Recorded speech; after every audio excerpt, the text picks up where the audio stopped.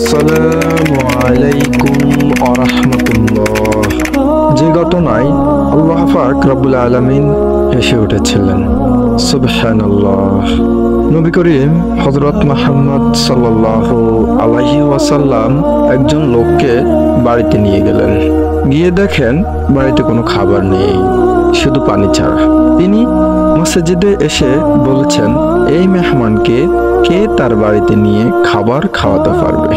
তখন আনসার রাদিয়াল্লাহু তাআলা আনহু বলেছেন, ইয়া রাসূলুল্লাহ সাল্লাল্লাহু আলাইহি ওয়াসাল্লাম, আমি নিয়ে যাব। তারপর আনসার সাহাবী আবু তালহা রাদিয়াল্লাহু তাআলা সেই মেহমানকে বাড়িতে নিয়ে গেলেন।